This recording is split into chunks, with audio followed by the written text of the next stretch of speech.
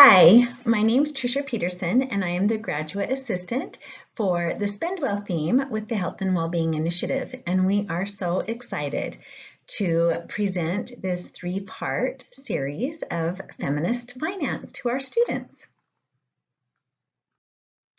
Feminist Finance is rooted in advocating for equality. It is about creating systemic change that can support and empower women to invest in the futures that they want to build. Over the next 3 weeks, we'll talk about how we can begin to step into feminist finance as students. This is a great time to consider our relationship with money. Not only our relationship today, but the relationship that we will use to build our tomorrows. This is likely to be a very different conversation than we've ever had about financial literacy and money management. But regardless of the balance in your bank statement or your current level of employment, we're going to be discussing the tools that we can use to control the way that we think about money now and use that to build our financial futures. We're going to be stepping into our unique roles as financial feminists.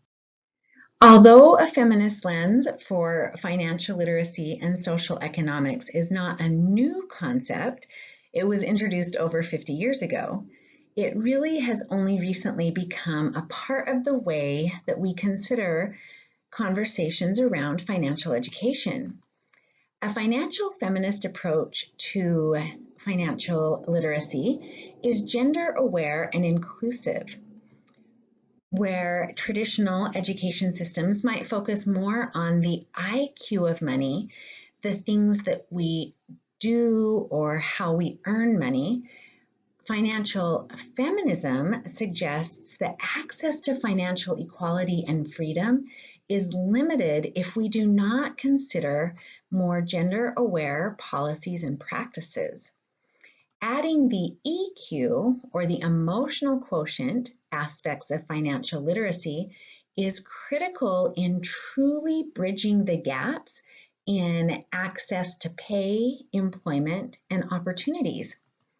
To get started, we are going to break down the money scripts, how they're written, and how we can start to rewrite those. Next week, we will talk about money mindset and how we can start to move into a more growth mindset with our approach to money. And then we will conclude with empowered money, how we can take these new scripts and this growth mindset and really create money that is empowered for lasting change for everyone. To create a systemic change that supports equal financial opportunity and access, we need to have a better understanding of the social, cultural, family, and personal narratives that we have around money. These are our money scripts. These are the thoughts, beliefs, and attitudes that define our relationship with money and our habits around money. Money scripts can be very unconscious, and they might be based on family and cultural patterns that are no longer applicable to us. We can receive these messages early in life from our families, our friends, even from entertainment, and just how we interact with society. Long before we earn our first dollar, we had some sort of a money script that has impacted the way we spend, the way we save, and the way we earn money. These thoughts and beliefs have a significant impact on not only your financial health and wellness, but also your physical health and wellness. A lot of stress comes from the way we think about money. Your thoughts and beliefs about money impact the way you make decisions on a daily basis. Sometimes our money scripts begin with a simple lesson. that was maybe even given to us intentionally from our parents or our grandparents. One of my first money memories is a lesson that my grandma tried to teach me about the importance of not going into debt and saving enough money for the things that I wanted. I was 7 years old. Sometimes, though, our money scripts are passed down not necessarily from the lessons that we're taught, but from the attitudes, the beliefs, and the conversations that we hear from those in our immediate community. Think of your first money memory. Try to think about all of the details. Who was there? How did you feel? And what were you doing and thinking? Can you get really creative and begin to think about where this belief began, not just for you, but for the person or the people who were handing this thought or belief down to you?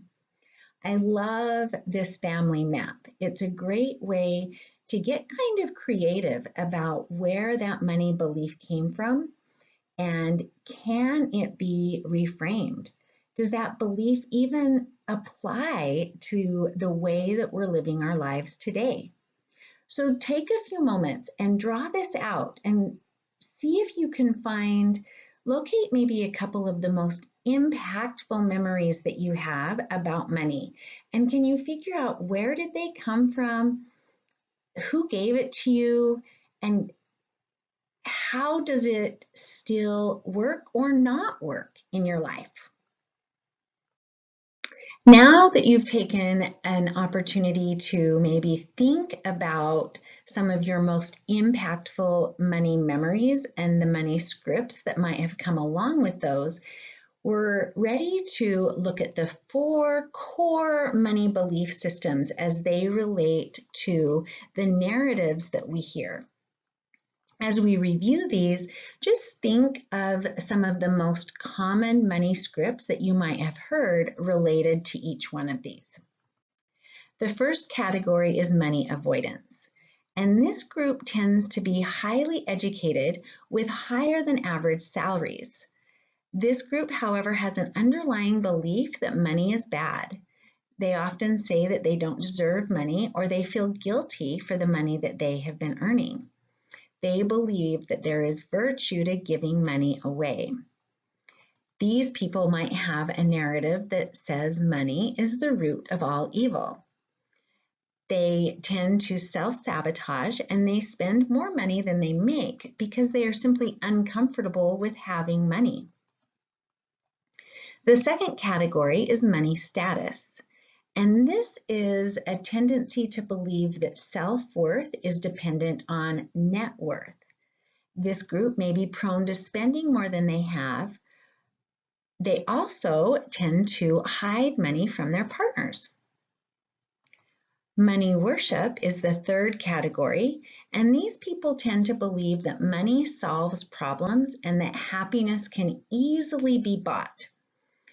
The people who fall into this category tend to place a lot of priority on earning money and accumulating things, but can easily be stressed because they overextend themselves either on work hours or purchases. And the final category is money vigilance. This group tends to have people who have quite high scores in financial literacy, and they have really well-established habits in money management. They do tend to avoid debt, and they can be super sleuths for bargains. They also have a tendency to worry about their future, which leads them to often oversave and under-enjoy life now. They have a great fear that money is very fragile and is easily lost. As I've mentioned, money scripts are often related to the experiences and the beliefs of other people. Often they are distorted half-truths based on the emotions and memories of situations that no longer apply to us. There can be many different money script authors, but the 4 most common are these. First, a past trauma could impact your money scripts.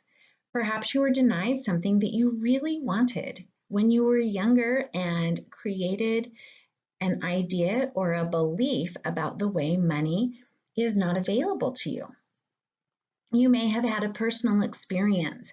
You didn't get a raise that you had really wanted, or perhaps somebody at work took credit for a job that you had done. So you might create a habit of believing that other people will take money from you or take opportunities from you. A very common money script author is family wounds. And these are the generational situations that are packed with history and often filled with shame or fear or expectations that we do better than the generations before us. And then the last one that is also very common is cultural expectations. These are the narratives or the stories that tell us that we need to take care of our family, whether it's our parents or even our younger siblings. We need to make a good living, or we really need to make our families feel proud of us. Our money relationship is going to impact not only the way we live our lives, but also the way that we connect and relate with our family and friends. Some of the very easiest things that we can do to start to recognize and overcome or overturn our money scripts are really to start to recognize what types of things that we say or how we feel about money. And this little graphic is a great way for you to start to understand how your feelings about money influence not only your beliefs, but also your behaviors towards money. So ask yourself, how do I feel about money? How do I feel like money shows up for me? How do I behave towards money? How does money behave towards me? And as we start to really get curious and investigate the way we relate to money, the way we feel about money, then we can begin to overcome some of those narratives that might not really apply to us any longer. Another thing that I love about getting curious and exploring your relationship with money is that we know that if you can name your emotions or name your experiences, then you can begin to tame those experiences and emotions. Once we can tame those experiences and emotions, then we can start to claim a new story and a new narrative and a new future. So change the author and you get to change the script. I recently had an opportunity to attend a workshop where Deepak Chopra was presenting to some aspiring authors and people who wanted to use written stories and parables for teaching. And he shared this quote. He said, "Every good story is a love story." And I absolutely loved this quote in relation to our money scripts. I realized that every single one of us is the author of our life story. And whether we are just starting out on our academic journeys, this is our first year of college, or this is our final semester and we are moving on to creating the lives we've been dreaming of, we are writing our story, and it should be a love story. As you move into the next week and prepare for our next presentation on money mindset, take a little bit of time. What is the career that you're going to fall in love with? What types of experiences and investments will you make to create the life that you love, not just for yourself, but for the people that you relate to? As you consider your financial feminism, can you consider it as a love story? Financial feminism actually views money management as an act of self-care. So how can you fall in love with your future with money, your role as a financial feminist? I'm so glad that you joined us, and I am so excited to see you next Friday with Money Mindset. Have a great weekend.